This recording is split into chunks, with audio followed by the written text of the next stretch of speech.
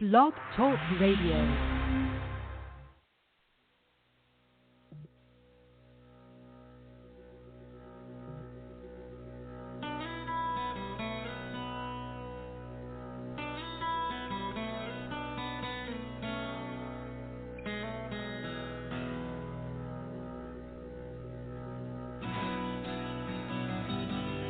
Welcome to Take Two Radio. We are pleased to bring you interviews with people in the entertainment and music industry, discussions and recaps of the 4 remaining daytime soaps. That's The Bold and the Beautiful, The Young and the Restless, General Hospital, and Days of Our Lives, as well as various other shows. For upcoming and previous shows, check take2radio.com. That's with the number 2. And you can find us on Blog Talk Radio, iHeartRadio, iTunes, and other streaming apps. Follow us on social media at Take2 Radio, and thanks for listening. And we're live. Yes, we are. We're live here on Take2 Radio. I'm Candice along with Willy. Hey, Willy. Hey, it's great to be back. I've missed y'all. So this is going to be a rare Take Two because here's the thing. We're the ones that's running the show. It's just me and him. Yeah. Pam, Carolyn, Anthony, all decided to. Okay, they keep saying that stuff came up, but I think I know what really happened. They're just getting ready for this bold and beautiful secret, this whole explosion to happen. So they're getting their food, grocery shopping, getting it all done. Because, they want to be surprised, but they want to make sure that they got all the necessary, supplies and all that. So that's what, they're not here, but that's what I think happened. To be honest, I think they told us a lie. I'm going to be honest. I don't believe some of the stuff that they told us, but it is what it is. Also, David will try to make it and join us a little bit later. So, there's so much to talk about tonight that I want to start with the show that won this past weekend the WGA award for for the writing team of this show. This is their 4th win of the WGA, and I'm talking about Days of Our Lives. Now, Willy, we gotta talk about this. We have I'm on here. Hookup. What you got? We got Hookup. We got Joe Dev, or Joe Bell, or Devil Bell, or Bell Devil. We got a lot going on. We got makeup and breakups and seduction and romance too. Yeah, we got all of that stuff going on. But wait, I didn't even bring up the Eli stuff yet. Oh no, I didn't get that yet. How are you? That was intense. Yeah, that's intense. Right. So my first question to you is, how are you? What grade would you give Days of Our Lives right now? For right now, what grade? Oh, anytime I would have given it an A+. But for right now, I've got to give it a B- because the devil situation is getting too repetitive. So for now, I would give it a B-. Okay, and let's talk about that. So, in case y'all are kind of at loss of what's going on with this whole Joe Dev thing, here's what's going on. So basically, the devil is. I'm gonna be honest. I feel as though the devil is more powerful in this younger body than it was in Marlena's. Do you feel that way? Yes, I liked it. Don't get me wrong, I've enjoyed the storyline up to this point. I like that Johnny was in charge, but now that we're going back and forth on bodies and possessions, it was making sense at first, but now if everybody's going to get possessed, it's starting to become a running joke. And that's where it starts to get kind of stale bread. Well, I mean, obviously the devil has a plan, and we all know this. So basically what we have is, Joe Dove, let me just say Joe Dove. Hey, Joe Dove, seducing Gabby. Gabby decided that she should be in charge of running everything and not Jake. So guess what? Gabby is, decided that she wants to be CEO, much to the dismay of Jake. Okay. Jake also found out that Joe Dev got a little hot thing for Gabby, and kind of court them more than once, actually. Almost getting ready to do the hanky-panky. That's what they would like me to say. Then on top of that, you have Susan, who, if you need a person like Susan, get yourself a Susan. There's visions and everything. She keeps seeing Belle. Belle has on this red coat, but on it has 666, which is the devil's code. So now we think Belle's the devil. Belle is like, eh. And then bada bing, bada boom, she puts two and two together that Johnny is the devil. But wait, guess what? Nope. Joe Devil's like, not today, not on my watch. I ain't going to get caught. And pretty much hops into Belle. Like mother, like daughter. What did you think about that, Will? That part I did enjoy because I enjoy Belle's character and to be invested into this storyline as well, like back and forth. Like I said, that part I am enjoying of it.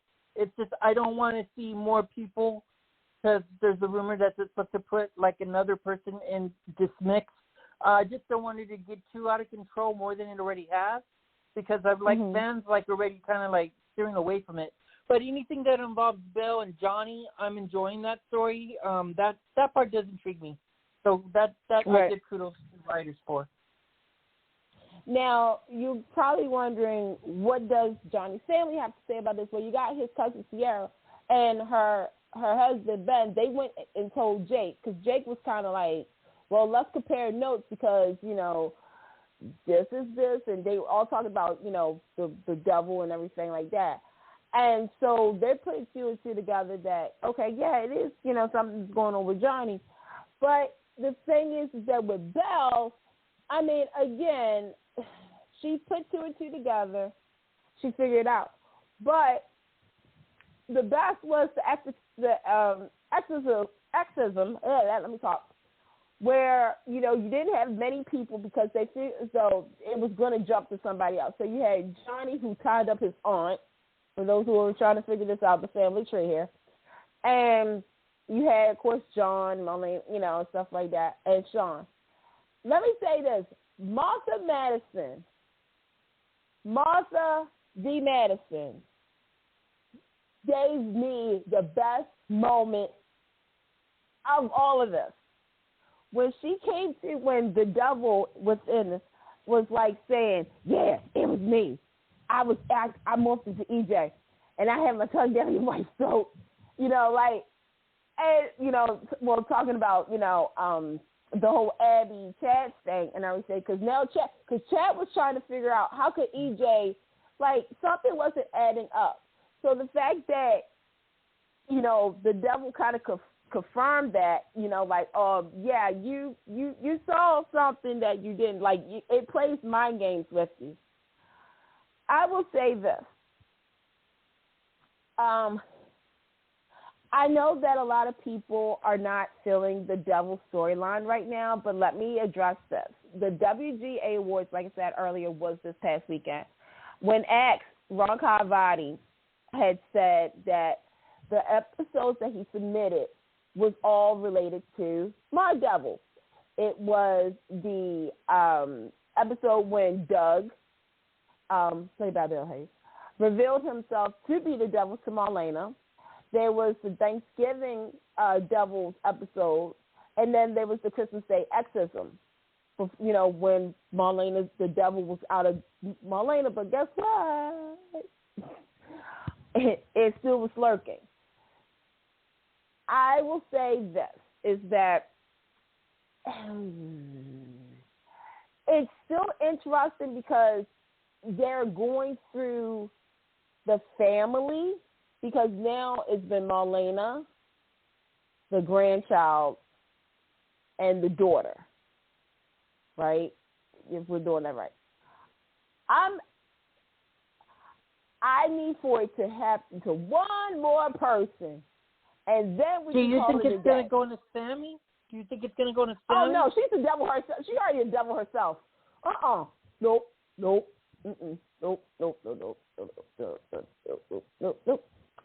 There's one more person. You want me to tell you who I think? Eric. Oh, yeah, that'd be cool. Think about it. He is a man of the good Lord. He's a priest. So to have the devil, like, that's a battle between literally good versus evil in a sense. Mm-hmm.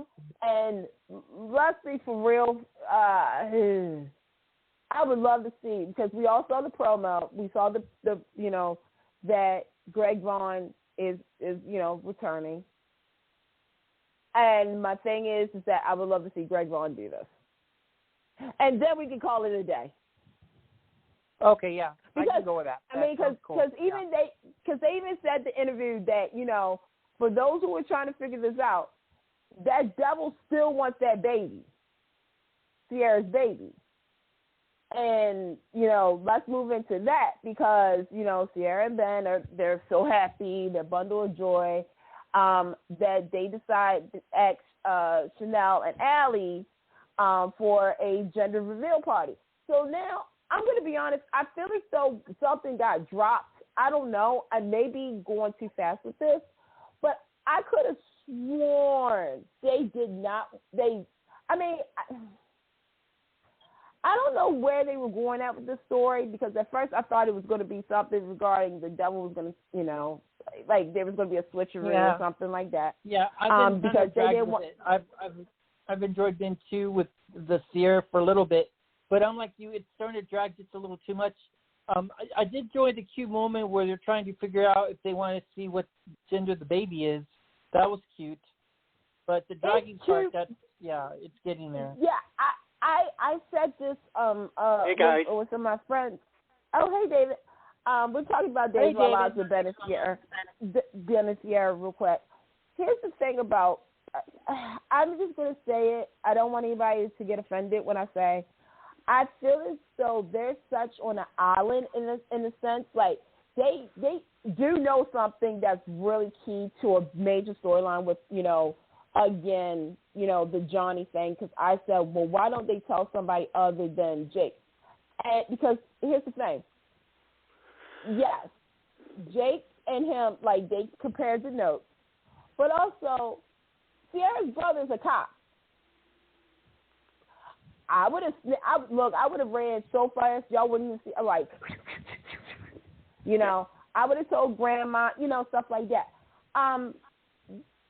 But I don't know, like, I'm trying to, because I believe everybody has a purpose on the show. I do. Well, so what about Jan? Is Jan pregnant with Sean's baby, or was that just going to be I'm going to tell you something. At first, I was like everybody else when I saw that promo. And for those who don't know, it was during the Olympic break when they showed a promo with Belle and spoiler, the scene is that Belle walks in and she sees Jan standing up and she's rubbing her stomach. I'm going to be completely honest. I'm going to be completely 100 on this. I don't think Jan's pregnant. I'm going to go ahead and roll the dice because it would lead to something else. But me personally, I'm like, okay, I think that's an illusion. I think that's the devil morphed into making himself Jan. Because look, we've all seen the devil morph into EJ, right? Right. Yes. And Chad thought that he saw EJ and Abby. To me, this is just me. I don't know if anybody else feels this way. If they if they do have it where the devil morphs into Jan and plays on the insecurities of Belle, because let's be real, Belle saw, the devil also morphed into Belle, morphed Jan into Belle, who slept with Sean. And then they both realized that it was Jan. And like everybody said, okay, could you imagine if Jan really is pregnant with Sean's baby, right? And if you've been a fan of the show, you know how this part is going to be interesting, is that they're going to reopen a can of worms from years ago. However, me personally, I was like, yeah, I'm on that train until I realized something. I wonder if Days is trying to set up EJ and Belle, because let the record show, EJ, who, by the way, is in jail, which, okay. Him and Belle have really connected friendship-wise, right? So I'm thinking, like, okay, they have to do something here, because it's like, again, playing on the insecurities of Belle, because we all know she is her, this is where I would say she is her father's child with this. I don't know, but I just don't think Jan is really pregnant, because that's why I go back to Ben and Sierra. I feel as though, like, at first, when I saw that promo, I was like, oh, yeah, they're going to do a baby swap, right? But now that I sat down and I thought about it, I was like, yeah, that's what I think they're going to do. That's not Jan. And if I'm wrong, I'm wrong, but darn it, I can see them really working, because the devil will plant something in your mind, and for you to live with the consequences and to make your own decisions. Just like when he planted, like he said, he planted the idea in Lucas's mind about Sammy. Yeah. But Lucas did all of that on his own. I agree. Right. I feel baby swap is coming. Yeah. I feel baby swap coming. See, I'm now off of that boat. I am now off of that boat of a baby swap.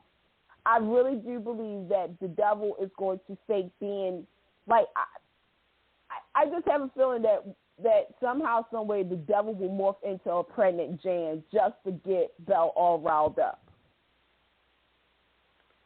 Yeah, I have a question. And I have a question, and it's more on perception, but wouldn't EJ have known that it wasn't Belle? I mean, she was with him when that happened. In the courtroom, outside the courtroom. Yeah, that's a good point. Yeah, that's a good point.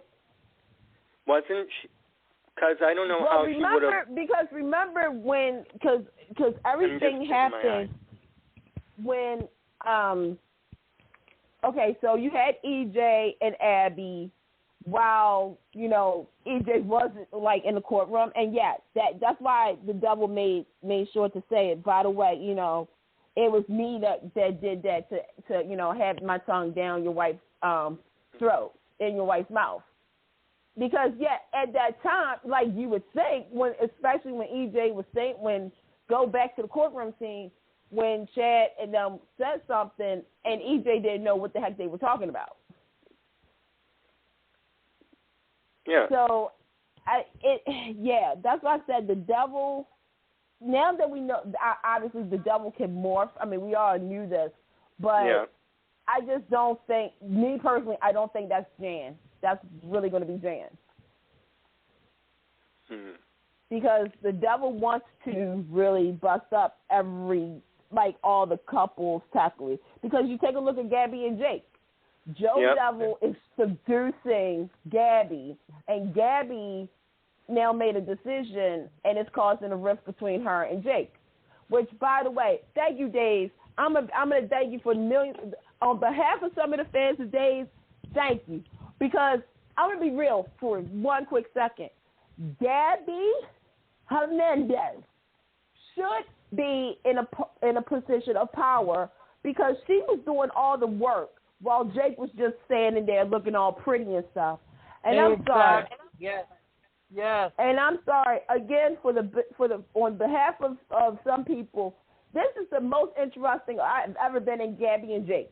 I'm I know sorry. it. But it's sad, isn't it? It's sad, but it's true because I can't with this. I'm like, thank you, Joe Dub. And for those who say, you know, Joe Dub looks like a baby and stuff like that, look, my whole thing is this. He hot, she hot, they hot. Am I for them? No. Am I enjoying it? Yup. Yeah. Yep. Yeah. You're not Joe Devil fatigued? I've enjoyed the Devil. changes. Yeah.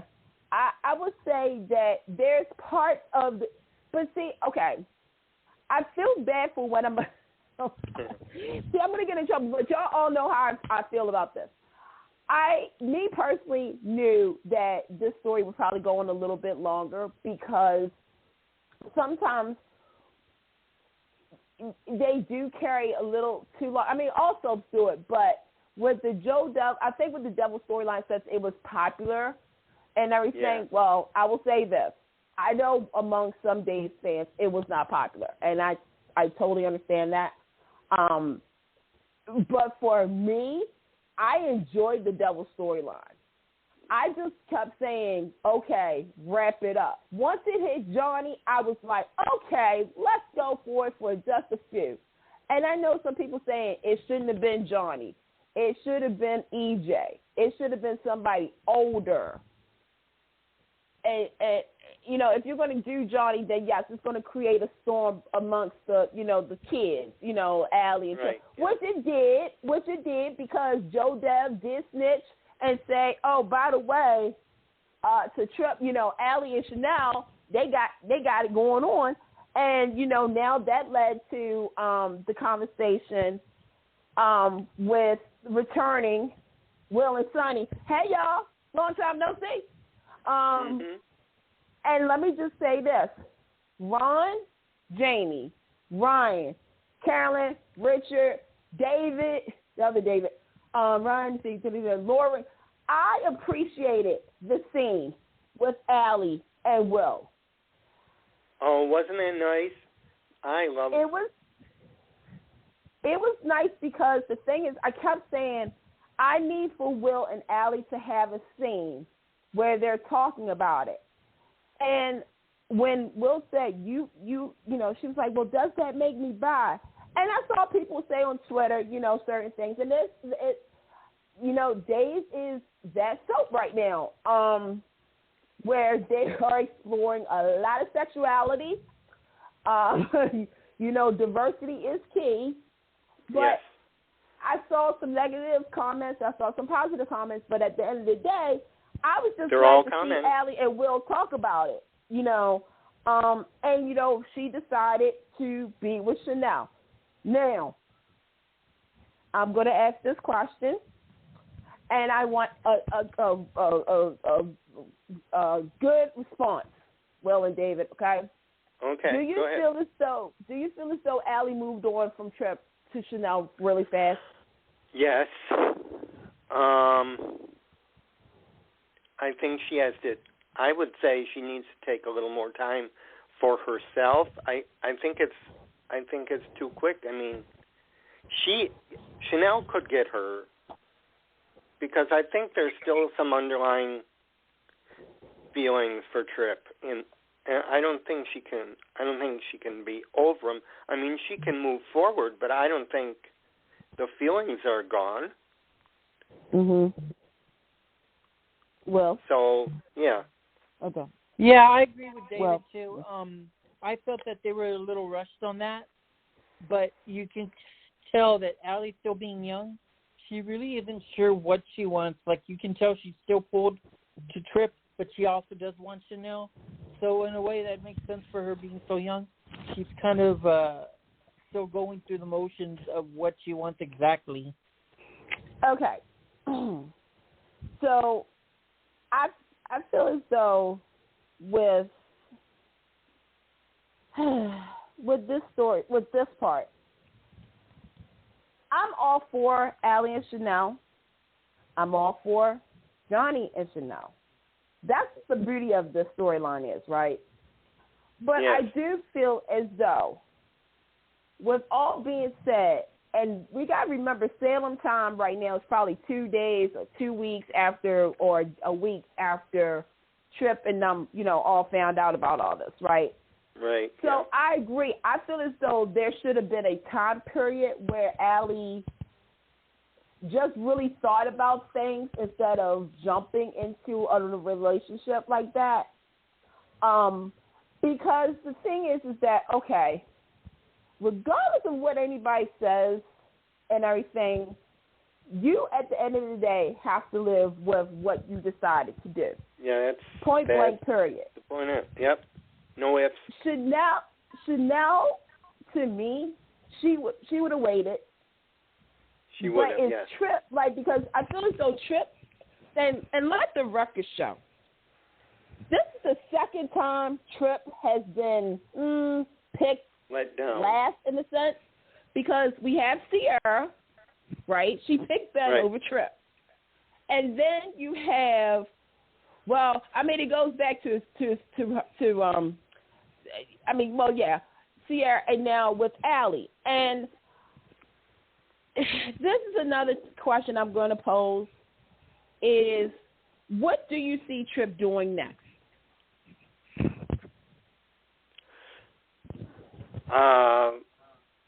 I don't know. I don't think he hates her altogether. I think there's still feelings for her left. I mean, I don't think they're dead and gone either. So if I think it's going to be hard if she's moving on might force him to move on, but we don't know with who yet. Mm-hmm. Yeah. I have someone in mind, but she's not on Canvas yet. Who, Joy? Joy.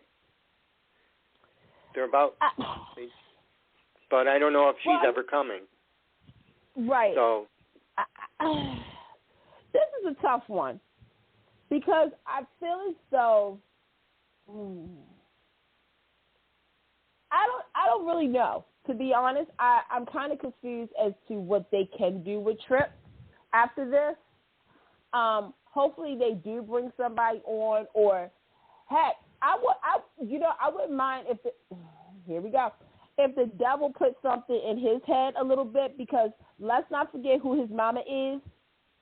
And again, it's like, Allie made the decision. There's going to be consequences, obviously. But right now she's happy. Chanel's happy. Ben and Sierra were kind of surprised by it. I do feel as though, when Johnny comes back, and we also saw that. We saw the war between Johnny and Joe Dev. Johnny's trying to get out. Yeah. But when the thing is, when Johnny comes back, there's going to be consequences for what he has done. Because with Allie, Chanel, Gabby, Jake, and all this other stuff, Johnny doesn't know what he did. Much to Marlena. And let me touch on that. It's nice when characters have to pay for their crimes. Yeah. In a sense of consequences, because Marlena is terminated. I was shocked. I didn't think they were going to do that, which is good. I'm glad they did something of that consequence. But I was like the fans. I'm like, oh my God, they went there. They did it. They didn't ignore it. That was interesting. And to answer your question, as far as Trip goes, I think, like what David said, I think he still does have feelings for Allie, but he's just not sure what to think of her because, he has been screwed over twice already. So in his mind, I'm sure he's got to, be cautious around her now. But I think he'll find a new romance and everything. I just hope they can find something good for Trip, and we don't lose Trip after everything gets, done and settled. Right. Because I like Trip's character. I just hope that they can find a good storyline for him as well. Mhm. Yep.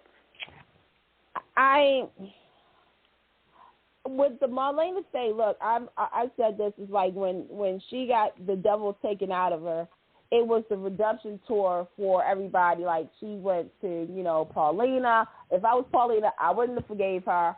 To Ben and Sierra, I wouldn't have forgave. Well, here's the thing. Ben has this mother-son connection to her. But at the same time, like, when we heard the stuff that Marlena was accused of that we didn't see and whatnot, I was cracking up. Like, you said that to give authorization to cheat, like, you gave your patients. But at the same time, I'm like, I wonder how Sierra would feel if she knows that the devil implanted the idea to Ben to get her pregnant. Because let's not forget, that actually happened. Right. And Marlena did, I mean, you could say either way, but you think about it, she really did do this. Marlena did break the confidential rule of client privilege, and you can't go back on that, no matter if the devil made you do it. She did do it, so that's a consequence that deserves what happened there. Mm-hmm.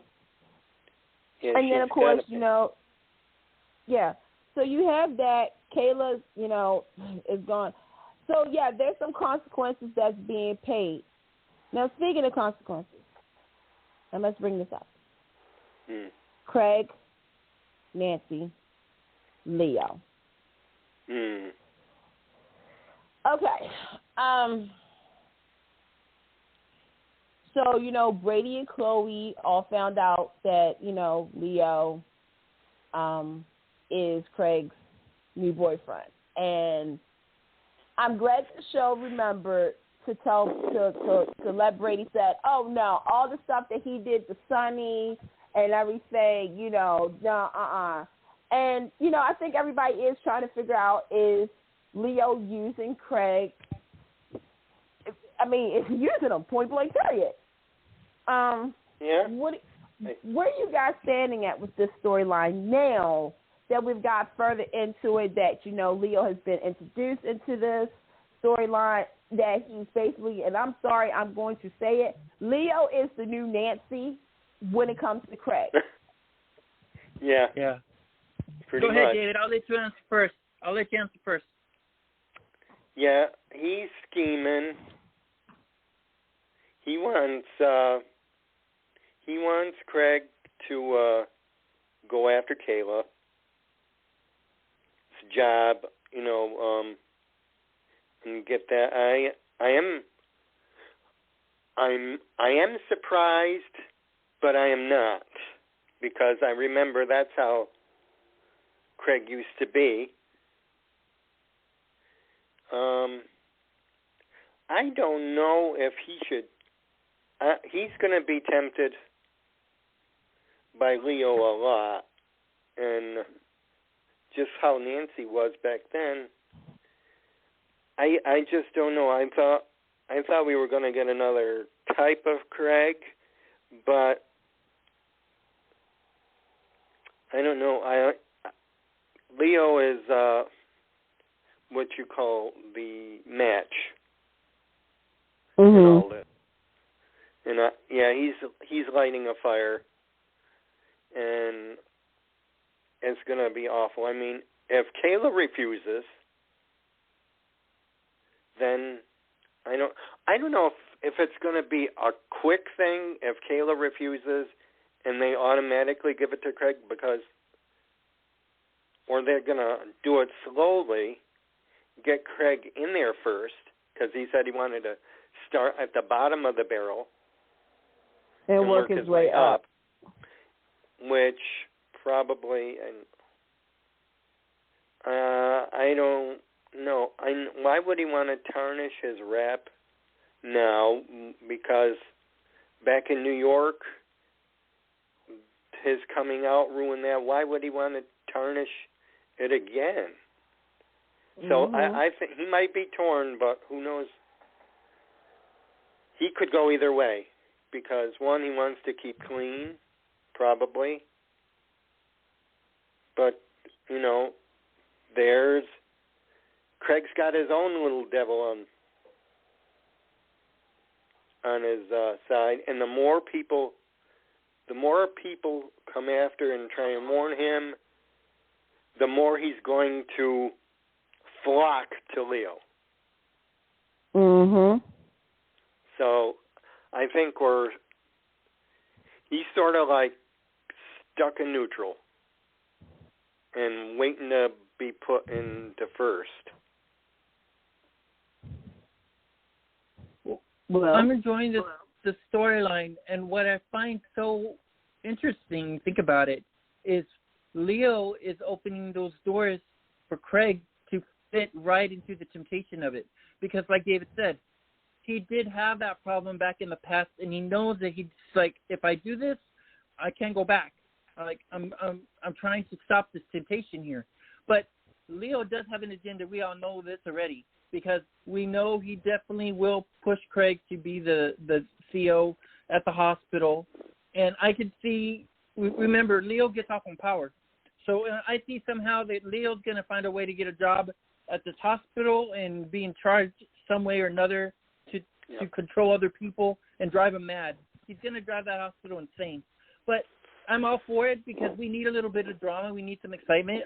But I'm okay with Craig being in charge if Kayla doesn't win. Nothing on Kayla. But I enjoy Craig's energy. He's very energetic and very forceful. And we kind of need that in the hospital because there's just so much things that's going on that is ignored.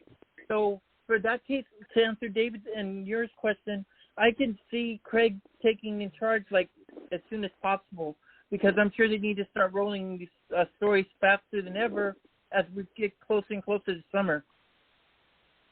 You know, this story worked so much better when Mike Horton was around. I'm sorry I said that out loud. No offense to the writers. What happened to Mike Horton? Where did he go? Well, no, this storyline reminded me of when Nancy was trying to get Craig the job, and they went up against Mike Horton. And that was like many moons ago, I believe. Mm-hmm. First time I remember. Oh, yeah, deja vu. So that's what I'm saying. Leo is the Nancy and all that. While you have Nancy, Bonnie decided to give Nancy a makeover because, she needs to get hot for a new love story. Mm-hmm. Now, okay. I enjoyed those scenes, but I'm just like, yeah. Okay, who they going to put her with? Because I have my theories of who they're probably going to put Nancy with. But, I mean, that'll be set. But, look, the next time we're on, it probably will happen, so I'll probably have more to say. Speaking of Buddy, like I said, she saw her son-in-law, and her son-in-law saw more of his mama-in-law than we all needed to know. I think I said that right. Yeah. Justin and Bonnie, you still heard that correctly. They was having a night of passion. They were getting it on, as the old folks say. And then here comes Sonny, and it was like, oh, my eyes. Oh. The same thing Chad said, oh, my eyes, because, Sonny and Will want Chad's help to kind of get Leo in trouble, and there's only one way to do it. Blackmail. Yep. Seduce him. Which is cute because we all know that Leo's weakness is Sonny Kiriakis, but it also somehow is connected to Chad because he's really got this really bad itch for Chad for some reason. The whole Chad and Leo thing really spoofed up in Beyond Salem. And for those who have not seen, it's still on Peacock, so you can see why the fact that Chad did all that. First of all, shout out to Billy Flynn, because seriously, I was cracking up. I don't know if he ad-libbed those facial expressions or not, but because he's like, they was like, yeah, we need you to do one thing. And when he told Chad, he was like, oh, no, no,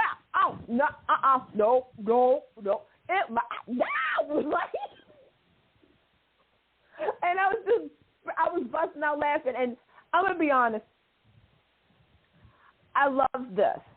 I love the friendship that Sonny and Will and Chad have.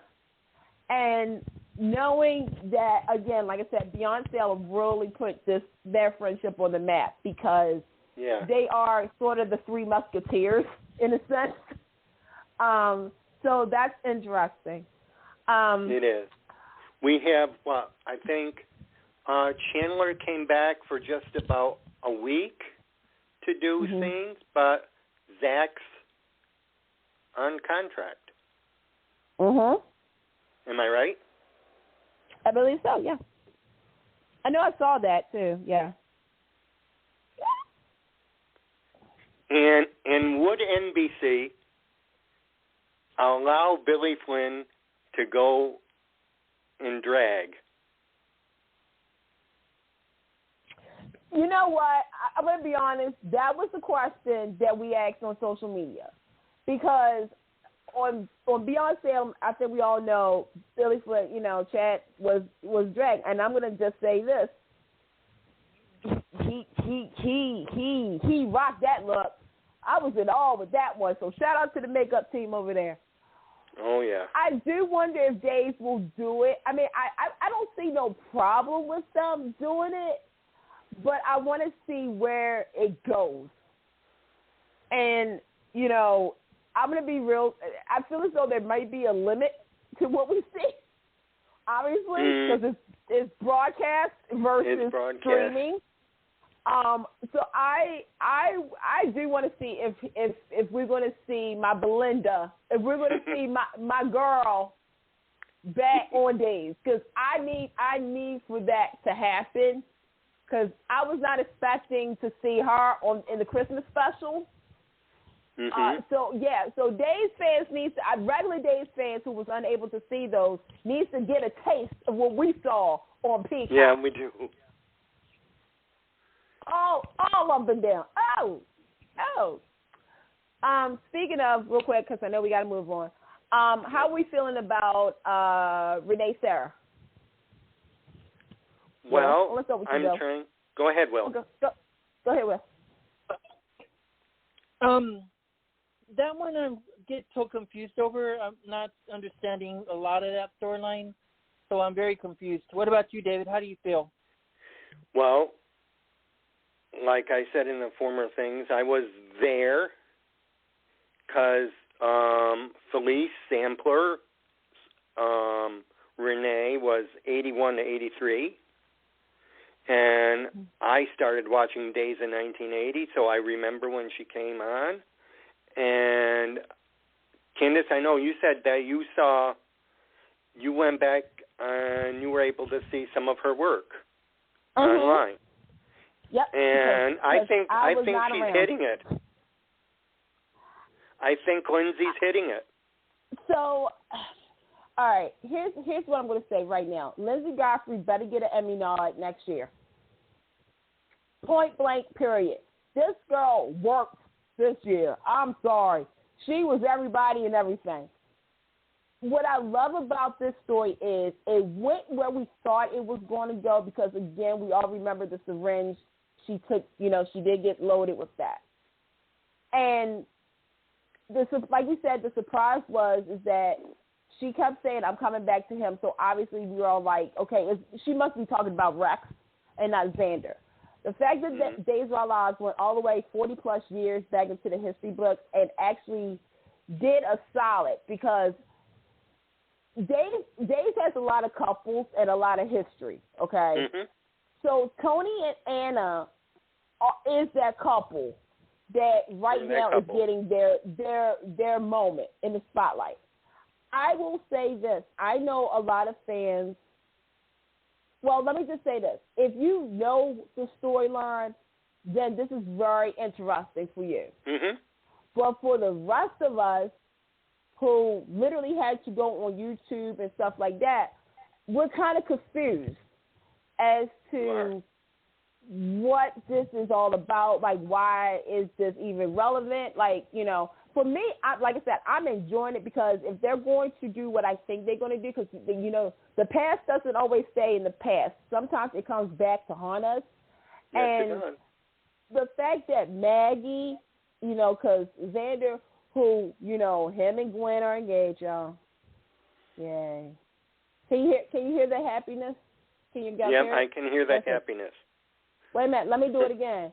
Xander and Gwen are engaged. Yay. Ooh, I felt that excitement. Will, I felt that on your end too. I felt that excitement, that love. Yeah. Woo. Feel some love. Look, I'd rather get a needle than Xander and Gwen. I'm sorry. This is not flying for me. And by the way, speaking of, happy anniversary, Paul Tefner. 7 years on Days While Live, folks. 7 years for Paul Tefner. And I'm just going to say it's been the best 7 years of my life. I can imagine, especially when you've met him. Also, don't forget I bet he was very nice too, Candice. He really was not. He is in a lot of good movies, and I'm not saying I want him off of Days, but if he ever plays a superhero, I already have my picks, and I mean Punisher is one of them. Something in X-Men and Batman. You're welcome. In Batman? Yeah, Batman. I could see him playing like Bane for Batman. Oh, yeah, Bane. I can see Bane, but I can definitely see him as Batman. Yep, let me have that. But no, so you got. I mean, yeah. So Jack came back and he's like, okay, you can call me Dad and everything, and I'm just like, I like that relationship, but I'm just like, Gwen is getting away with too much. Oh, girl, your time is coming. But no, then you have Renee, aka Sarah. Like she feels okay. So I love this because when Anna was talking and Anna said, me and Tony are married, and Renee/Sarah said, oh, no, I'm going to call a lawyer up named Dawn. And everybody, again, if you are a long-time Days viewer, you knew who she was talking about. They brought up Neil Curtis. They were bringing up certain things. But the one thing that everybody wanted to know is how does she not – if she sees all these people looking a little different than before, and when they address that she has never looked in the mirror yet. She has. And I was like, wait a minute, hold up. This girl hasn't looked in the mirror yet. Okay. I said, look, this show, Dave, you never cease to amaze me. But then, like, when Maggie comes, right, and everybody, and Paul, Xander is telling us, like, okay, something's wrong. And Maggie even sees it for herself. And she she's like, but that's my daughter, I love her. And when Sarah Renee says, oh, you guys told her. Yeah.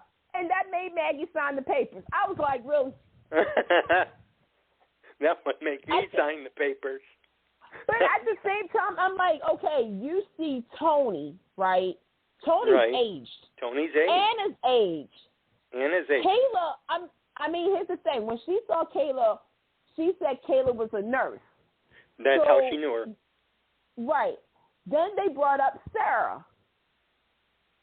Because she was like a little girl. So that means that she got Zora, by the way. She didn't know who Patch was. She wasn't Patch there. Was a few years later. So it's like, she's stuck. But when she saw Maggie, she was like, oh, you aged. Oh, the moisturizer's not working. That's kind of like going through the looking glass. Wait till she sees Julie, because Renee's got a history with Julie. Exactly. So, it's a much going on. Now, okay, before we move on, I need to address the TK stuff. Because let me tell you something.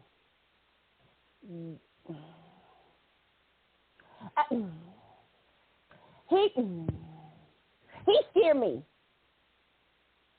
So he's scary? He's scary, but in a good way, because we needed this. I'm sorry to say this, folks.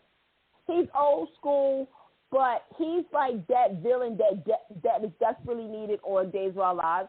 And I'm going to say right now, dear Days of Our Lives writers, don't say he has a freaking brain tumor. Don't say that he has ulcers and stuff like that. I just want him to be full on evil, okay? Because first and foremost, at first I thought he had split personality disorder. I'm going to tell you why in a minute. When he got rid of that one guy, the drugs and everything, he was like this. No, oh my gosh, what did I do? No. When he was literally talking to himself, I'm like, okay. Exit stage left and run. With Beth, you're going to threaten her.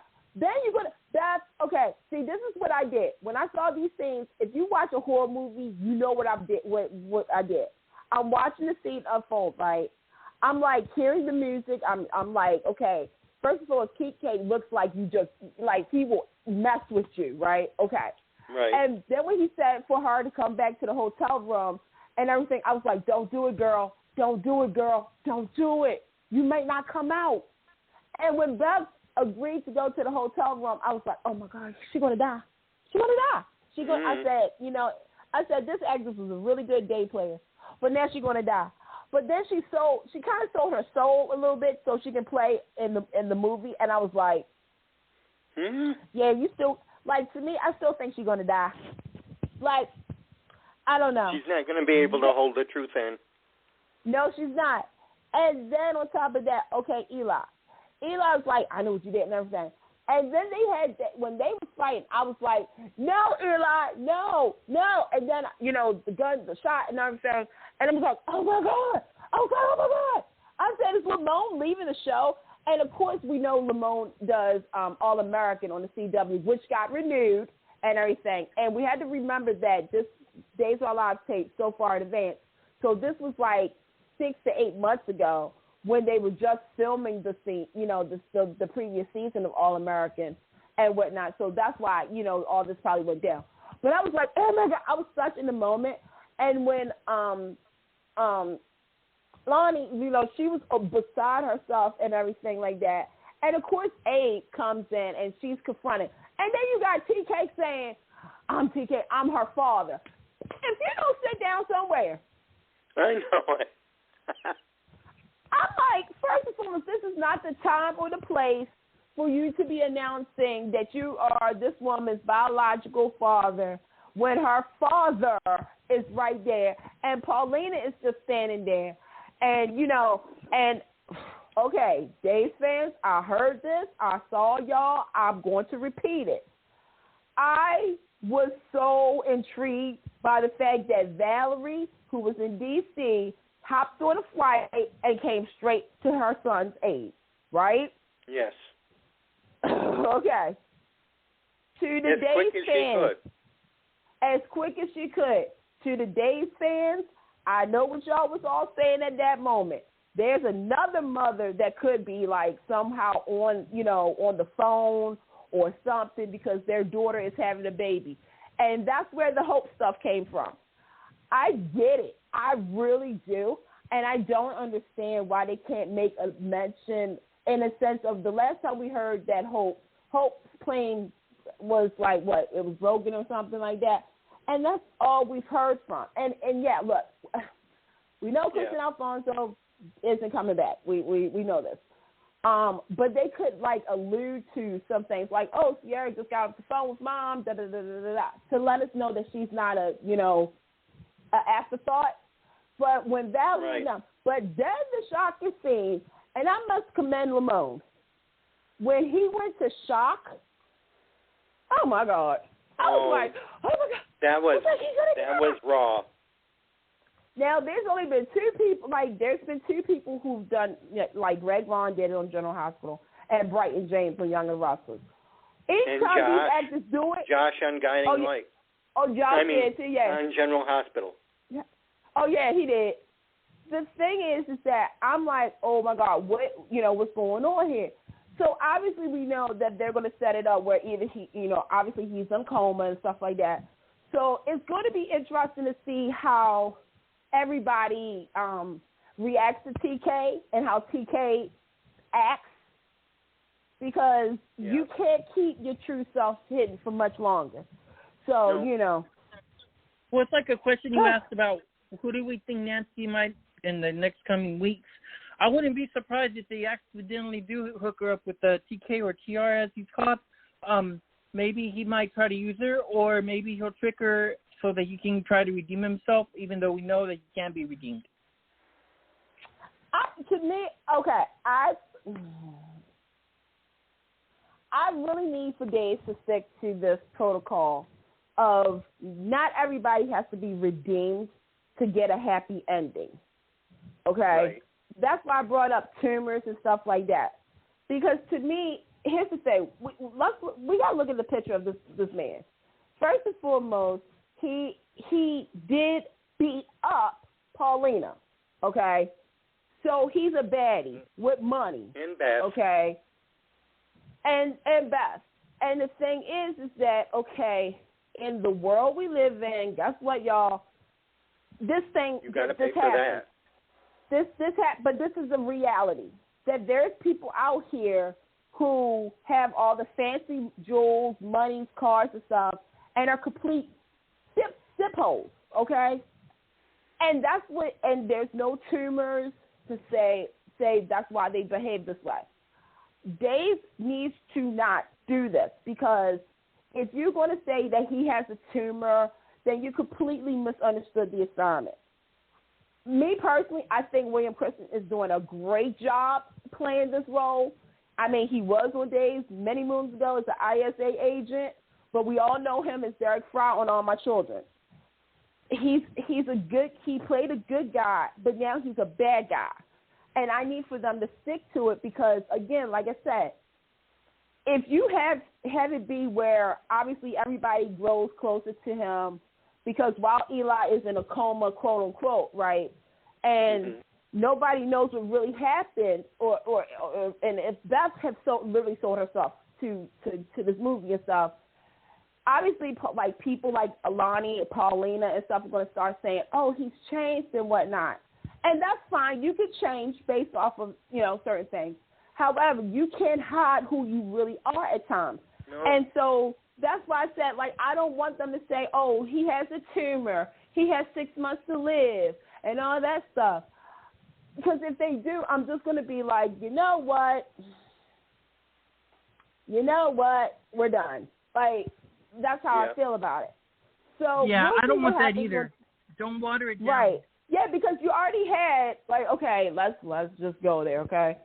You had Ben. Ben had he had a disorder.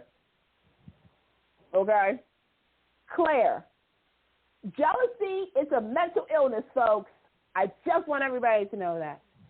On General Hospital, Franco, okay, he had a tumor. Like, that's what I'm saying. Like, everybody, every bad person has an excuse for being bad, and it's not organic anymore. Look, when we get to a certain Young and the Restless. Don't get me started. Please don't get me started. Because I feel as though that was a debate in its own right. But when we get to Young and the Restless, I'm going to tell you about a baddie who did not need a tumor. Because, up until a certain point, we didn't know this girl had brains still. But, okay. But that was for Days of Our Lives. Again, like I said, congratulations to them. They were up against Young and the Restless in General Hospital for the WGA this past weekend, and they won. So kudos to you guys. Make sure, Ken Corday, if you're listening to this episode of Take Two Radio and all of our other episodes on blogtalkradio.com, make sure you pick those 3 episodes for your Emmy reel. Just saying, right. Have a fair fight. Okay. Where shall we go off to, gentlemen? Well, do we have some new Young and the Restless news? Oh, we got news. Okay. So, first and foremost, this came out. Well, let me just say, I think some of us knew some of this, but Michael Mueller, who plays Kyle, as we all know, left a couple of months ago. Him and Hunter King, rolled off into the sunset. Both of them have been making appearances here and there via Zoom. Thank you, Zoom. And we last saw Kyle, actually, last week or the week before, when he was talking to Jack about, well, the current storyline we're going to talk about. Well, it was announced today that he's coming back, which kind of makes sense considering all things. But guess what? The bonus is he's on contract.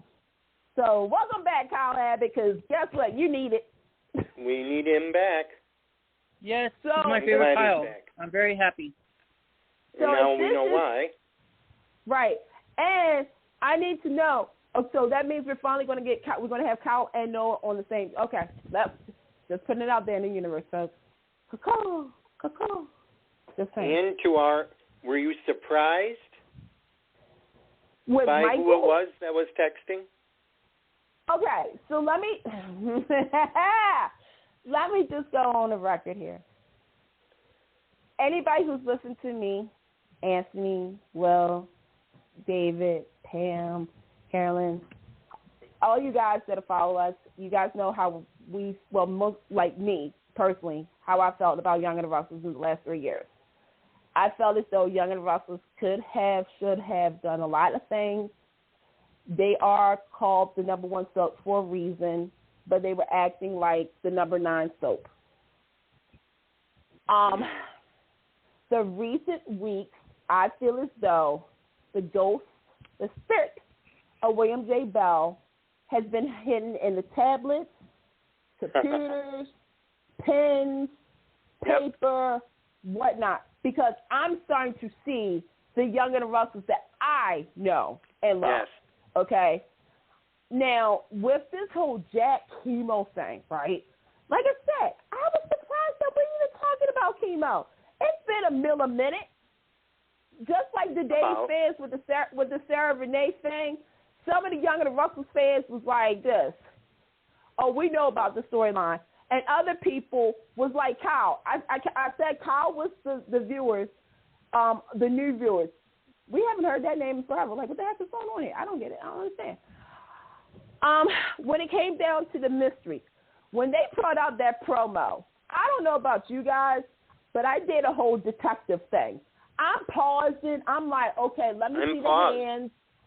I was like, okay. And I posted on Twitter, I said, Mary Jo Mason was my number 1 pick. Why? Because, she was with both Chemo and Jack. Well, not only that, but she was with with Chemo and Jack. And the last time we saw her, she was committed for almost killing Victor. Okay? Right. So we have a plausible, thing. The second person was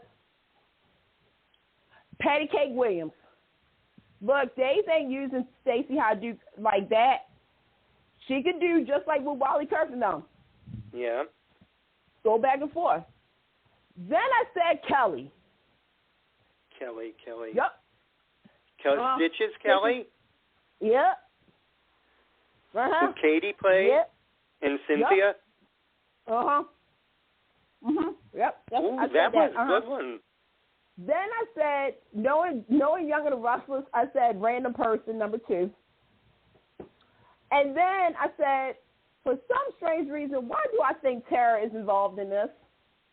You thought Tara Locke. Yeah. So and I'll address it. When I heard before it came out, I got upset. Because I know, and I will say this is my opinion. My opinion is not the reflections of Take Two Radio, but I was heated because this is the first time in many moons that Young and the Restless was building something up to the point where it got all of us like really invested. Mm-hmm. And the thing is that, okay, you can say whatever you want about certain things, but I just felt as though that should have been kept a really big secret, because you could clearly tell that they were really working on, they was building it up. We haven't had this in a very long time, especially with Young and the Rustlers, where we're guessing who could it be, the wives, the hows and stuff. This felt like like back in the 90s. Mm-hmm. That's what it felt like. And so, when it was revealed and then, they did the whole promo and everything. I mean, I'm still invested because it's Diane. It's freaking Diane. Well, it was 2002. I think it was 2002 when they had Susan Walters on, and she brought little Kyle as a baby. Yep. But they're stretching the lines a little bit. It's always older than. Well, they are 20. doing. Now, here's the thing. I will say that now that because we now know that it's Diane. Obviously, if you've been watching Young and the Restless, you thought the same thing too. How the heck are they going to explain her coming back from the dead, considering that Nikki hit Diane over the head, bashed her brains out with that rock, and Deacon Sharp, who is currently on Bold and Beautiful, knew about it. So I said on Twitter, I said Josh is going to do like he normally does, and I did say this, that he's going to erase that part of Diane, right? But I was like, you can't do that because, again, people remember. Right, and not only that, but Nikki got in trouble, Deacon got in trouble. And no offense, I know, I love Mara West. Y'all know how I feel about Mara West. She is the queen to me. But that was a big part. And I really hope they look, at this point, it's going to be interesting to see how she fits into it. I seriously I am hoping for the ultimate betrayal. I am hoping for the big moment. Because this can't all be her. This cannot all be Diane. I'm sorry. This cannot be all Diane. And another with thing, you. it increased the characters that were intertwined with the storyline. So I agree with you. I'm hoping there is a big reveal because that would be a letdown if there wasn't one. I cannot remember a relevance with her having to do anything with chemo back then. Of course, it's been a while, so that's why I asked you and Michael and the other night. Yes. I mean, my thing is that, look, I think the majority of us would love for chemo to be alive and be playing, having a big part in this, because the thing is that if it's Diane only doing this, you're going to have to really sell this to me. The fact that you have Allie, and I'm sorry, I don't buy this Allie, her being so naive and well, my grandmother died before I was born, and my dad never said anything about you, and all that stuff. I'm like, okay, seriously? I need for her to be that girl who is using the sympathy. Her and Diane are working together and everything and trying to get payback. This is the ultimate. But I still want to know, how does Diane even know about chemo? I need to, look, my thing is, like I said, okay, what I said about Mary Jo Mason and chemo, hooking back up, love will find you and all that stuff, if they say Diane and chemo met and they compared notes about Jack, I still can't. The only thing,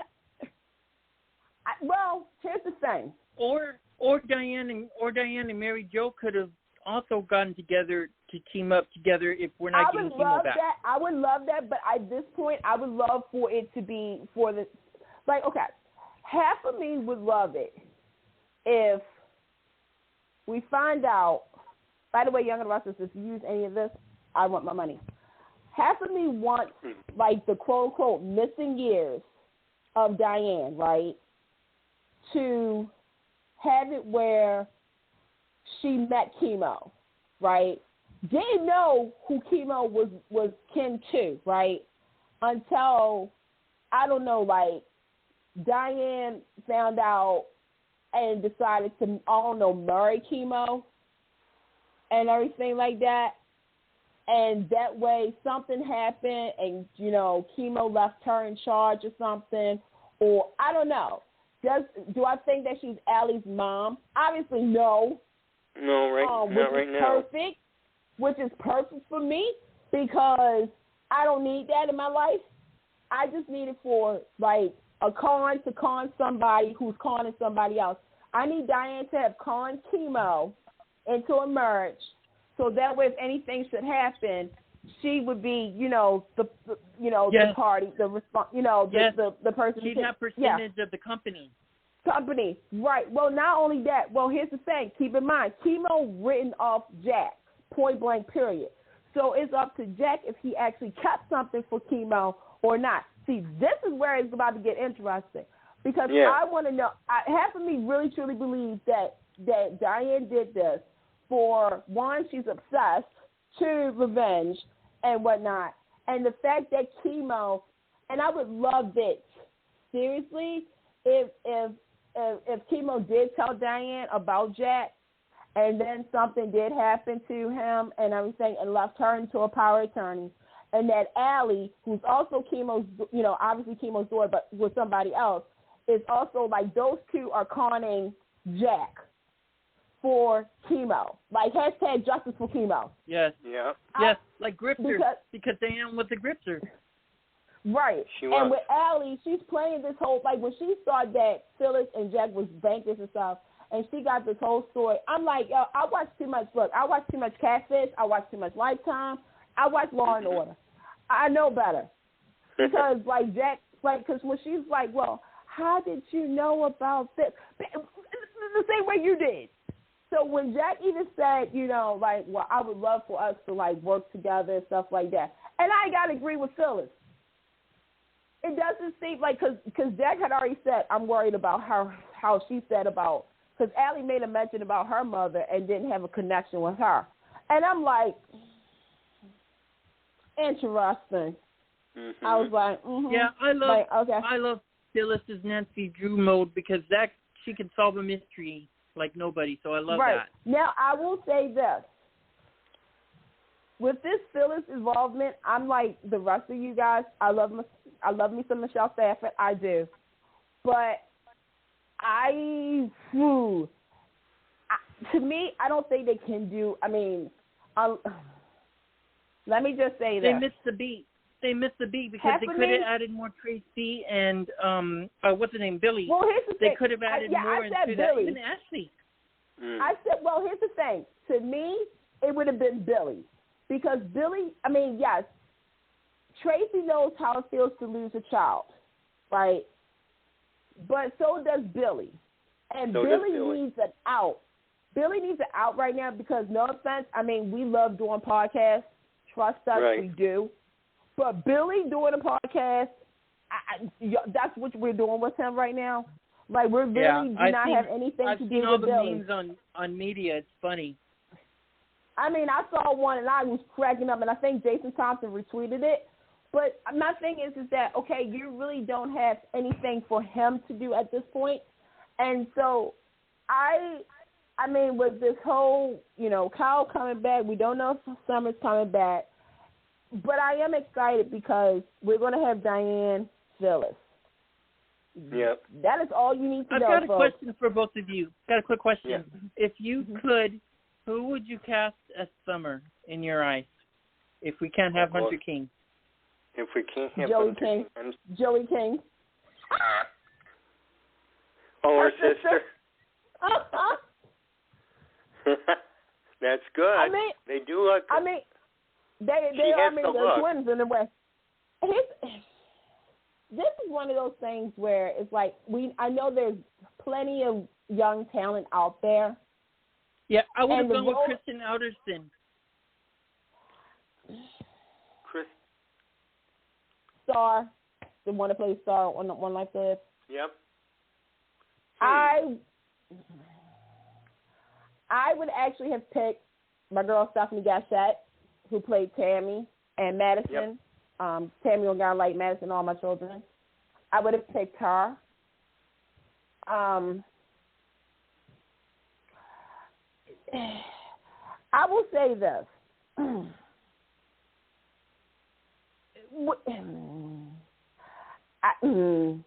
There's two ways of what I'm about to say because I have a funny feeling because if they're going to do what I think they're going to do with Jack and Phyllis and Diane, then there's going to have to be a sacrifice. And that sacrifice is going to be Kyle and Summer because... Oh.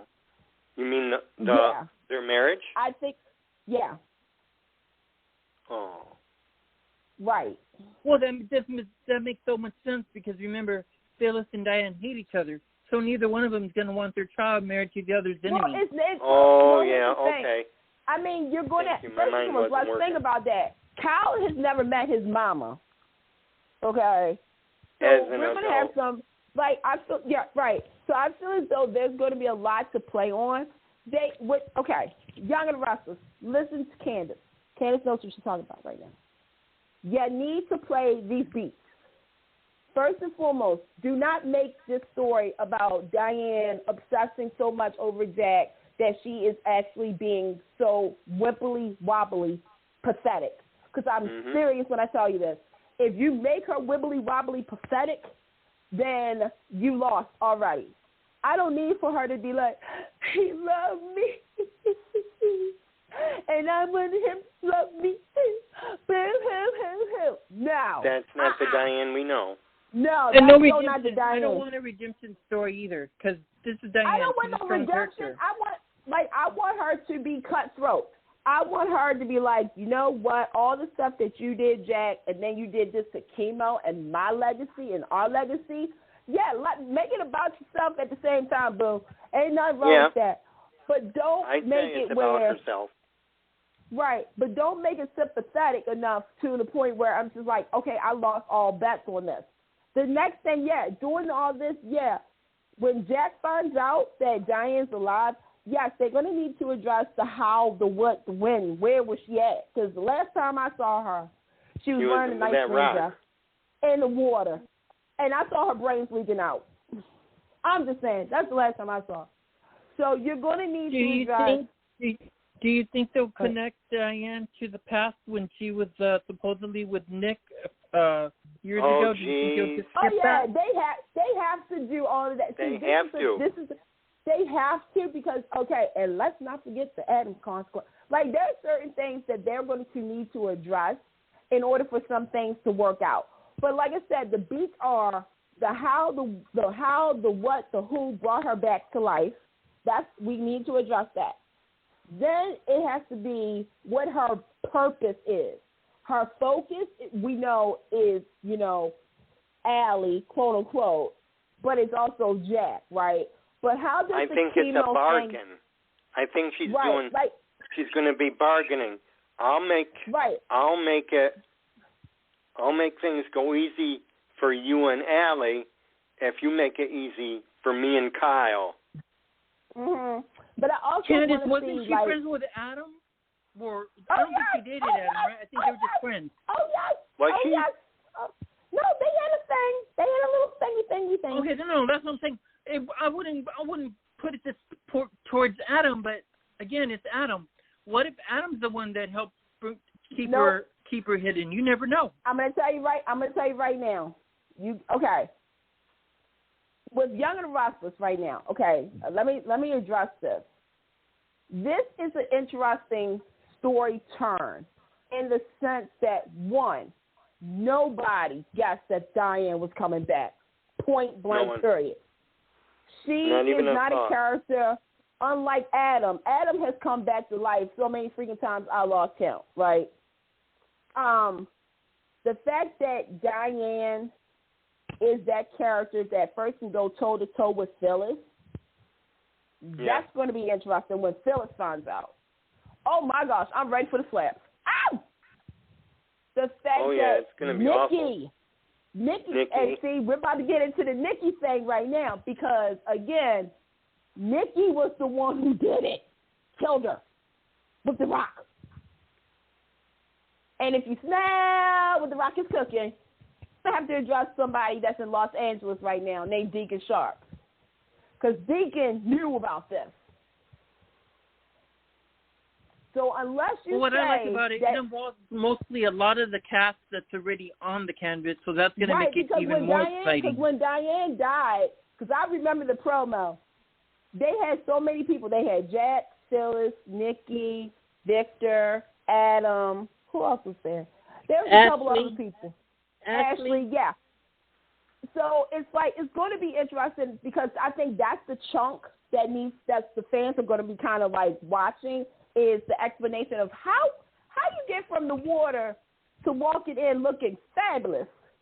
And then we can talk about your purpose of, like, what's going on here.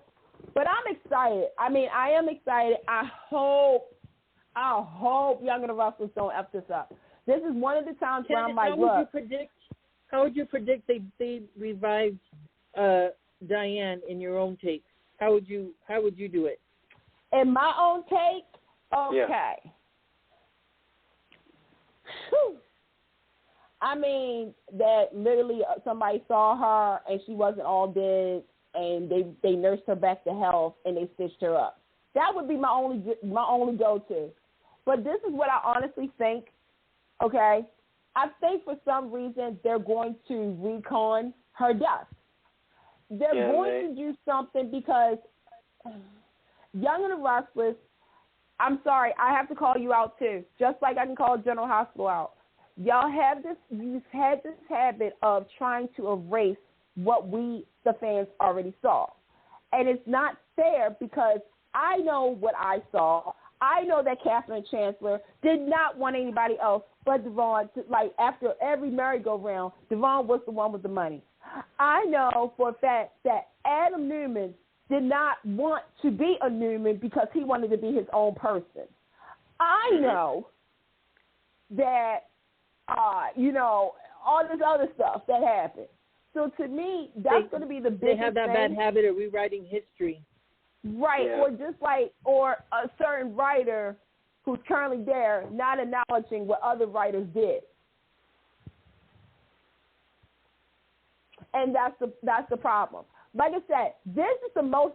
I'm gonna tell you like I said, when they started bringing up Chemo's name, I was like, I'm in the Twilight Zone. I was now entered the Twilight Zone because it's been a hot minute since I heard that name Chemo. And then when I saw pictures of Luna, and then I saw pictures of Chemo, what is going on here? Yeah. Like, what is happening? Was, like I said, I credit Days and Young and the Restless because both actresses who played Renee and Luna passed away, that they're honoring them.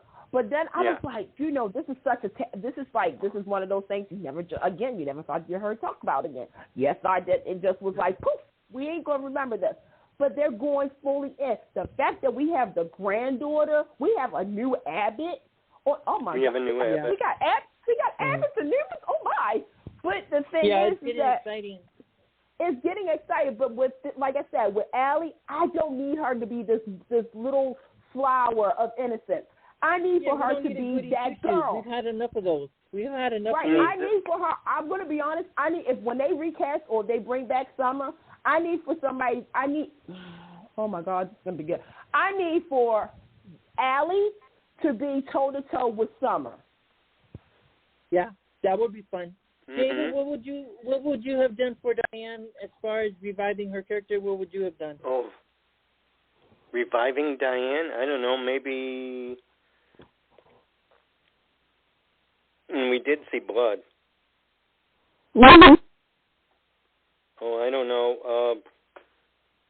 I wonder if they had Deacon go back and get her help. I wonder if they'll do that. Never know. That would be interesting. That would have a tie to Deacon. Mm-hmm. I'm clueless. I mean, I am stuck in the hole, but I think that's a start. But I have to work on that some more. Mm-hmm. But that's a lot. Candice and David, where are we as far as with this Aslan storyline? We're finally picking up some speed here. Victoria finally saw the light. That was a pretty neat intervention. Okay. Again, for those who've listened to me for 3 years and you've heard me slam Young and the Restless, like I said, in the last couple of weeks. No, let me just say this. Even with Richard Byrd, before he departed, this story was finally coming together. Again, I don't know if it's the ghost of William J. Bell and Lee Phillip Bell. I don't know what's going on over there. But this was old school Young and the Restless. This was the 90s. This was the 90s. You hear me? You had the beats. You had the clip. You had Look, there is only one Victor Newman. And whether you like him or love him or hate him, one thing you can rest assured on, he's always right. He will beat you at your own game. Even when you think somebody's going to beat him, he comes back swinging. And this is the beauty of this story. For years, and let's be real for a second, it's always been Jack versus Victor. Okay, there's a time where, guess what? It doesn't work as much anymore. It doesn't throw a powerful punch. Not saying that we haven't forgot the greatest epic moments, but sometimes we need a new. The chair. The fact that Ashlyn has called out Victor like, okay, just like the game of chess, your move. Ashlyn had Victor's number and Victor had his number. The thing that, like I said, now, with Richard gone, Robert Newman.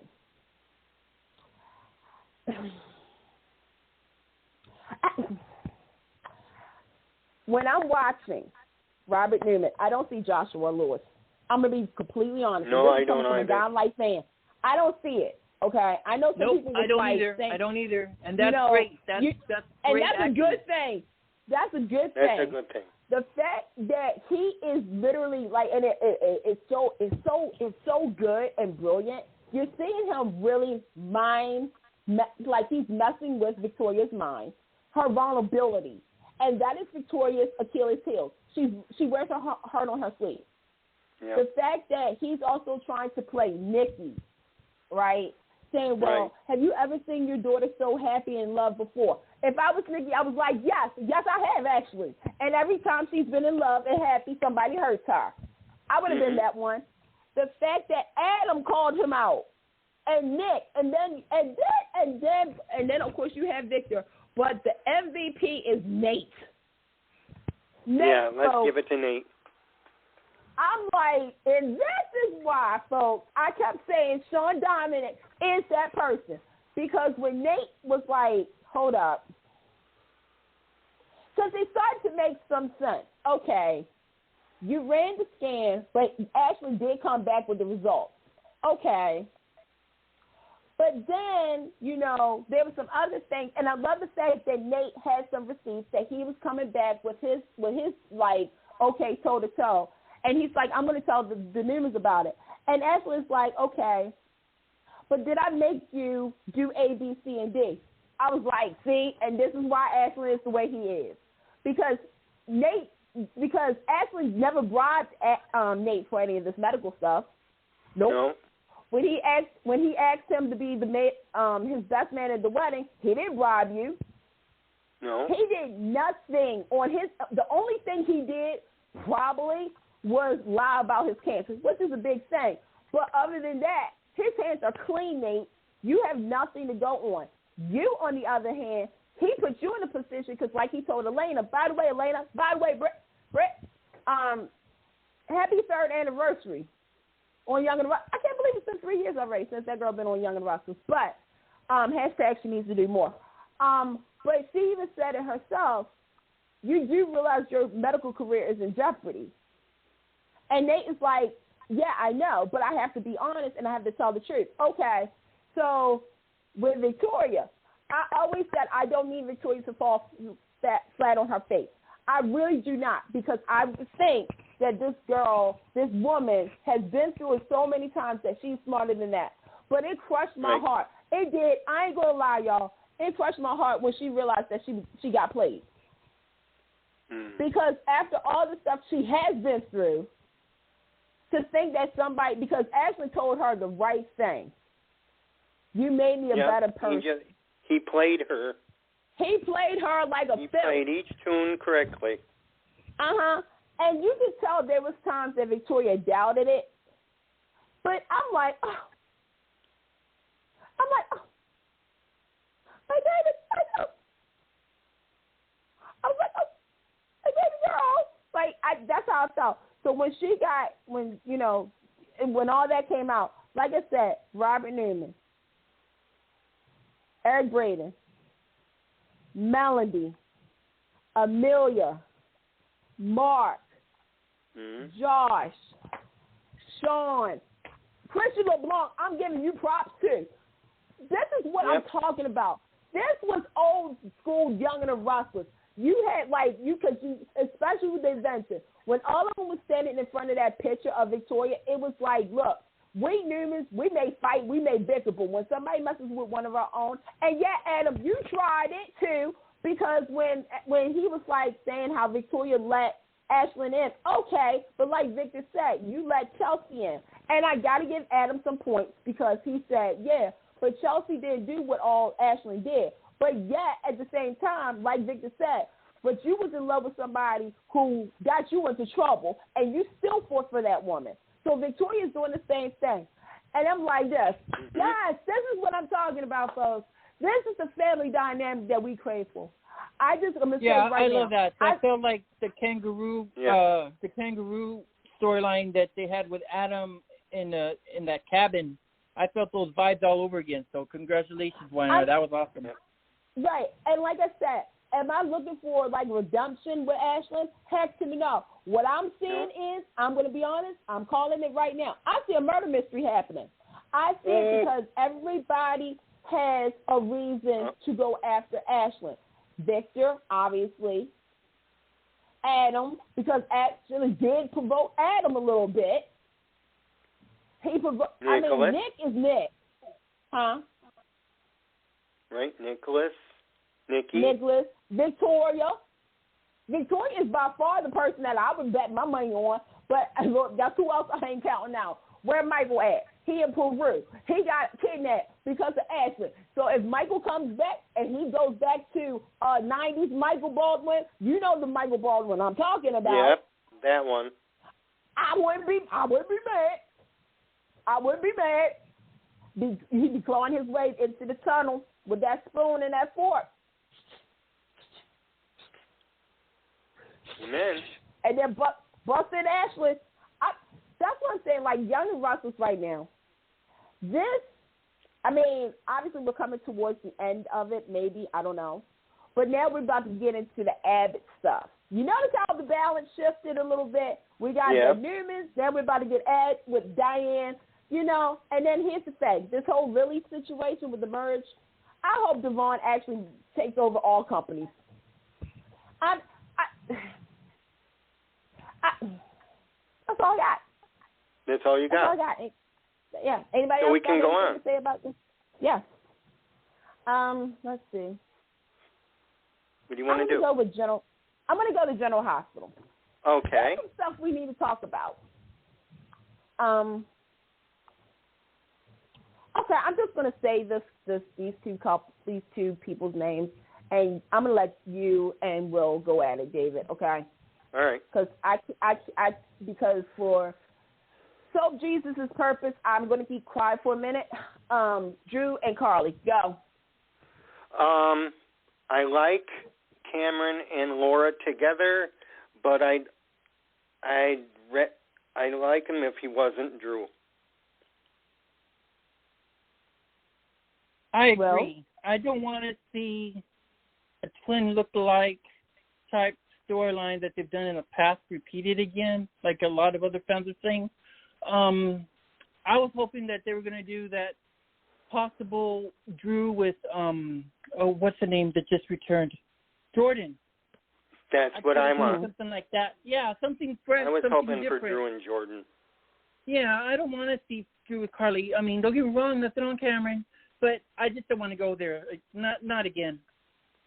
No, only because I'm picky, Candice, because when Billy had the role, she basically discarded him when she found out that he wasn't. And I can see it now. It doesn't fit now. Okay, so Jesus told me I could talk. I'm having such an issue with this that it's not even funny. And if you guys been on my spaces, y'all know how I feel about it. One, I feel as though General Hospital lost the reason of Drew. I'm going to be honest. Because they can't find. Well, that's who. Now I'm going to keep my mouth shut. I'm going to say this. I feel as though, like, regardless of the situation on the other end of this, you as a writer, you brought the character Drew back on for a purpose. And that purpose was he wanted to come home to his daughter. he also was to be in the Sam and Dante stuff. Somehow, some way, they've now decided that he should be Jason 2.0. If that was the case, no offense, but go ahead and recast the role of Jason and just have Cameron play the role. Everything that I see, every time I watch these scenes, I just keep saying to myself, Dad, really? Is Cameron now playing the role of Jason? Like, are we going to get a recon of what they said, that Drew was really Jason all along and that Jason was really Drew all along, and so Drew's really dead again? Because oh God, I hope no. I'm surprised, but I kind of pick up that they would do something so idiotic as that. I believe it. Yeah, because I mean, okay, we all know the Steve Burton situation, okay, and this is what I'm going to say about this. Yes, it is unfortunate that due to the midst of that the storyline had to pay a consequence. That's what I feel. But at the same time, the writers, and like you just said, you brought this up, when Billy Miller played the role of Drew and they all found Drew was really who he was, he got kicked out of the alliance, okay? And to me, that's what I'm going to be honest. You can have twins on the show, but have them in completely different orbits. Yes, Carly and him could have had scenes together, da-da-da-da. But when you literally are redoing all of the Jason and Carly stuff, like them on the bridge, which, by the way, is not Jason and Carly's, it's Robin's bridge. Thank you. You have him thank like you. It's saying, such overkill. Mm-hmm. Right. You have him saying all the things. I didn't believe my theory until this moment. Why don't you look up and count to 10? I was like, you know what, bye. I said, that's it. That did it. That cemented it. You know what? I would feel better if they just got rid of that stupid bridge.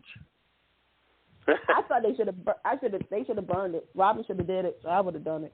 But that's just me. But no, like you literally have him being Jason, and it's frustrating because okay, when Drew was trying to trick Victor, right, and here comes Carly with the camera, like yeah, I got you all on video and stuff like that, and I'm thinking that is such a Jason and Carly thing. Is that when Carly would bust up Jason's like things and stuff like that without knowing, and them having to talk and stuff. I'm like, seriously? We're doing this. We're really doing it. And I'm not being mean when I say it, but it's frustrating because it's like we saw this character come onto the show with a purpose and where they was going to put him at, but instead they just really put him in the orbit that the character was in before his twin brother was even, came back. And it's really frustrating. Yeah. It's sad, too, because it's just you had it one way and it's going another way, but the fans aren't picking up on any of that.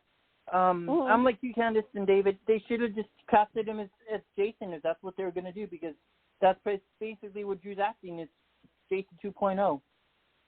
Now, I will say, like, obviously, Laura Wright and Cameron Master do have chemistry. Look, if you ask anybody, I was the one who was like saying, oh, my God, Frank is going to redo. I had a feeling that this was going to happen. The what if, that one what if episode when Ryan Lavery met Carly Carranzo. And I was like, damn, Cameron and Laura have chemistry together. Like, imagine if they were on the same show together. Well, when I heard that he was coming to General Hospital. 10 years later. Yeah, I said straight up on my tweet, I said, oh, so him and Laura are going to have scenes together because of the chemistry and because it's Frank. Frank is there. So yep. I'm not, like I said, if this was a different situation, like I said, instead of it being Drew, you drop Drew's organic storyline, because I don't care what anybody tells me. I don't think this was it, obviously. But because of circumstances, now this is the story, right? But right. I wish there was an alternate way of just doing this, but just say, like, look, because of circumstances, Cameron Mason is now playing Jason, and call it a day. What I'm worried about is because the fans are so clamoring for Jason to return. I don't want it to happen, but I won't be surprised again. I wouldn't be surprised if GH decides to do a dual role with Cameron to play the role of Jason. It's just, I feel it. Like, something's going to happen. I have a feeling that they're going way to. Too much. I'm gonna be real. I feel as though they're going to, But this is another thing that I do not want to happen. I don't want a triangle. I do not want a Jason Drew Carly triangle. Yep. So I don't either. Nope. I mean, that's you what could I'm have. I want Drew with Jordan. I can see the chemistry between Drew and Jordan. I'm gonna tell you who I saw Jordan with I chemistry with. See, this is the beauty of this is what I'm talking about. When you have a character, right, and you start to travel this character. I'm gonna tell you right now, the actress who plays Jordan and Maurice Bernard had chemistry. I'm not. I need for people to cover their ears for what I'm saying. I may or may not have saw something with her and Michael. I may or may not have. I don't know if I saw it or not. But I saw something. Oh, yeah. I saw the chemistry between Jordan and Sonny. Just that little spark of a chemistry there. I saw that too. Yeah, everybody was teasing. They're like, well, what if Nina and Sonny? Can she be with? There's a peak there. Can she be with Sonny? Sure, she's Jordan. She's single. She's not. She don't have on side. But I'm just like, okay, because I don't know. Like, it's just to me. I'm interested to see what this Jordan does. I'm still gonna get. She's still on my time frame. Like, she's like a couple weeks, days in and stuff like that. I'm going to have a review next month, the next time that we come on here, about her, like first impressions. So far, she's doing a good job. Now, we talked about Drew and Carly, right? And I must talk about this, the Josh and Cameron stuff. Because I'm going to be honest, this is also an interesting story that I did not think was actually going to be. I can rope everybody in. You got the kids. Esme, Trina, by the way, Cindy Michaela, girl, hats off to you. The new Trina starts, I believe, tomorrow. So let's welcome her open arms, people. Give her a chance. Then she gets arrested. Right. And this is what okay. All right. Let me just address this. First and foremost, I was the biggest person who was like, the cabin, that whole thing was a letdown. I'm still on that boat, by the way. All right. So, the sex tape. Welcome to the real world. I felt so bad when that was revealed, especially because it's their first year in college. Fast forward to something, again, kudos to the writers, because they made sure to say that there is a double standard between females and men regarding the sex tape. And I was all for it when it came in. I loved how Josh was, like, horrified to tell. Like, I love the fact that they've established these, parent relationships with their kids. Josh and Carly are the same, like, in the sense that, they're still trying to figure out life together. This is like an episode of Gilmore Girls, ain't it?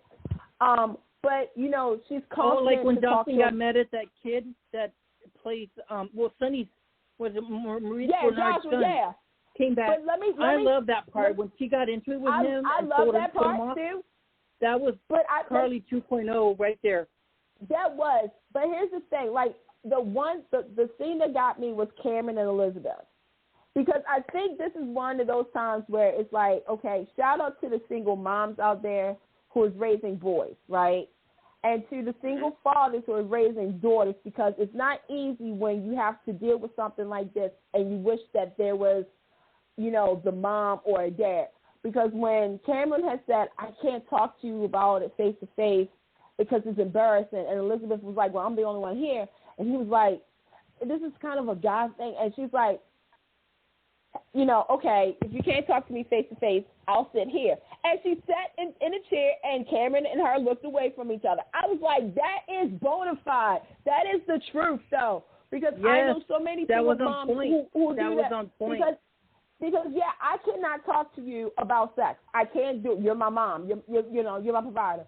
So when he said all that, and I'm thinking to myself, Elizabeth, go, because this is the time with and I know there's a debate going on right now. With this Josh and Cameron storyline, yes, you definitely need Carly because she's Josh's mom. You need Elizabeth because guess what? She's Cameron's mom. You need Portia and Taggart because that is Trina's freaking parents.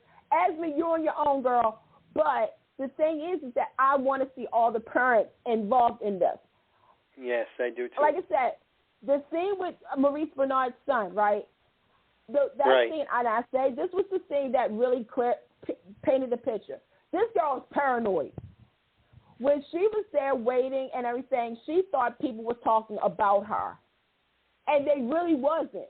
She's paranoid because people saw an intimate video that should not have been leaked at all.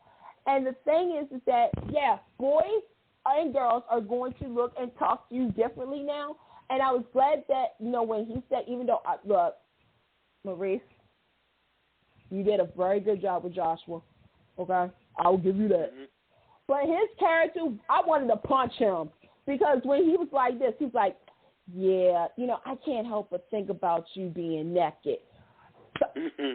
I was like, and I was all for Jocelyn. I was for Cameron. I love how Jocelyn stepped in for that.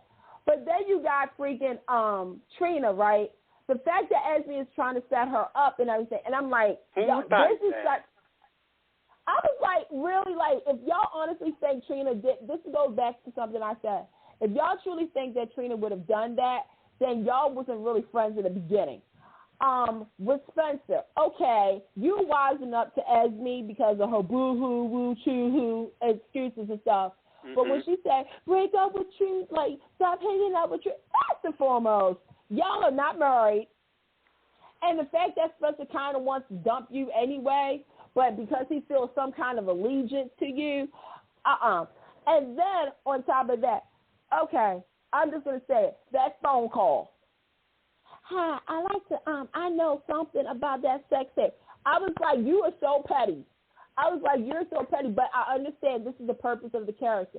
But at the same time, I'm like, girl, you were so petty that you're doing it. I said, I can't wait. Now, did I agree with Carly touching Esme, grabbing her by her arm?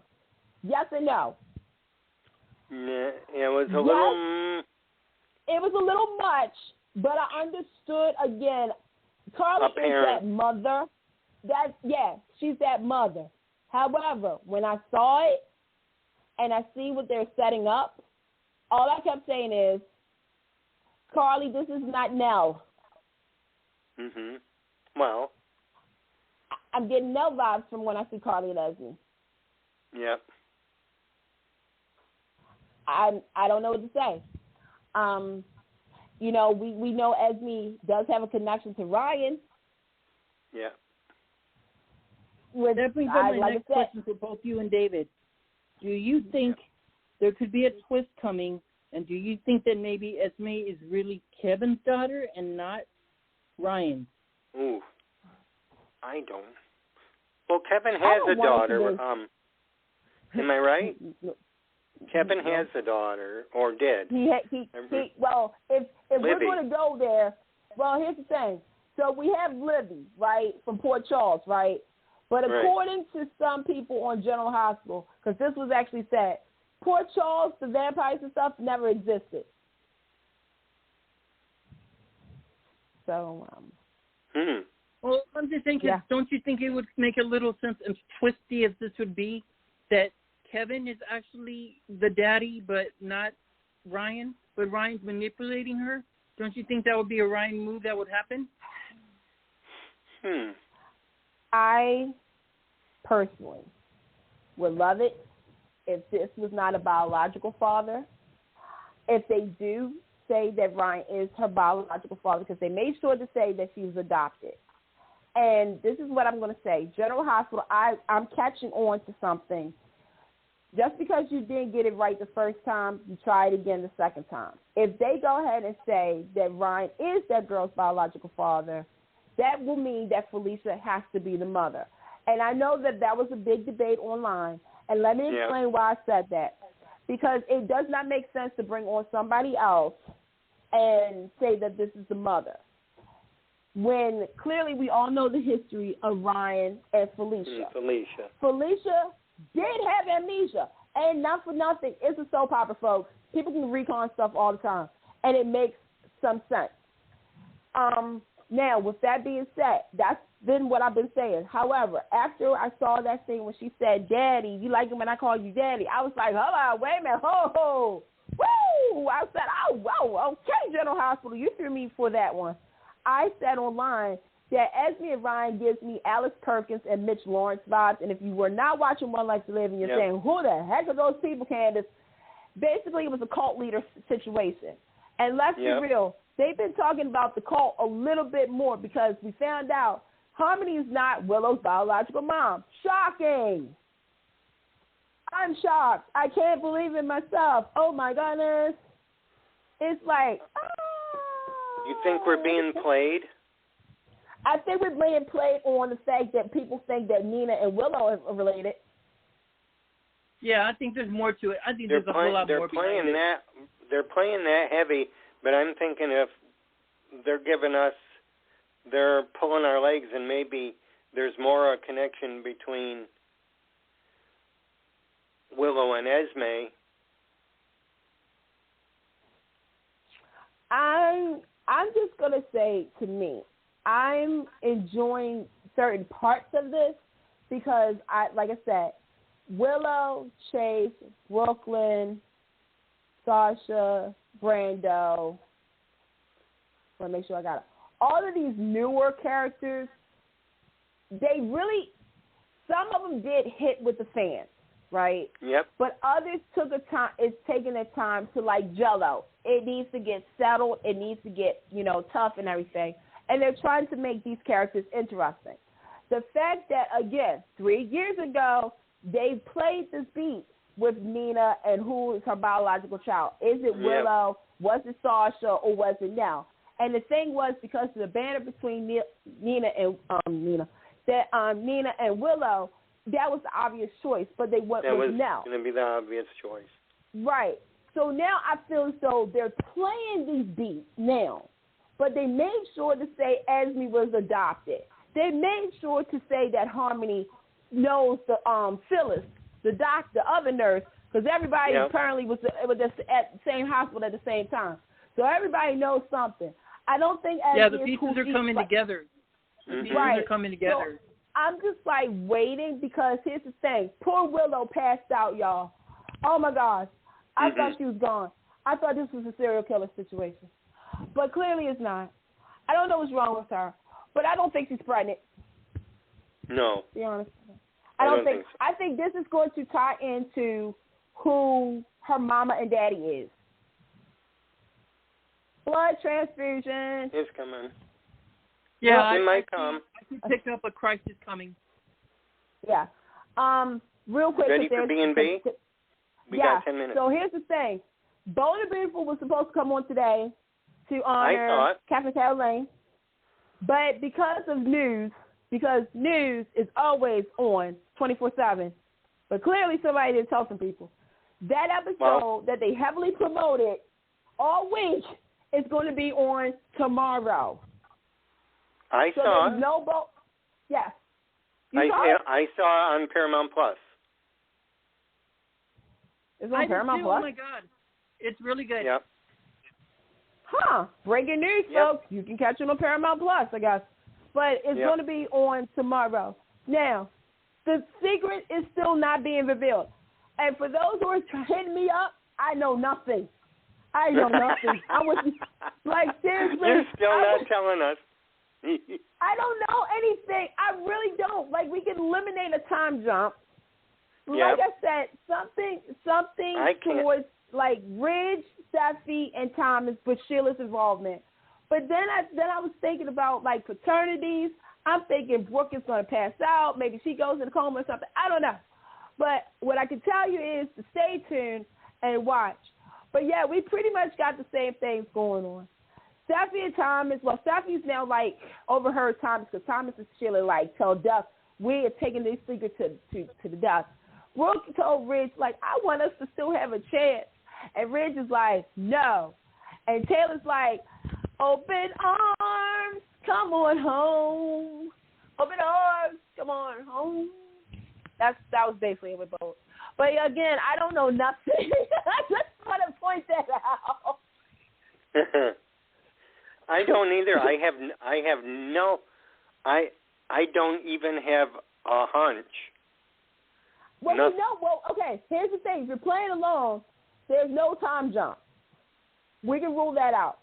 Whatever happens, it's legit.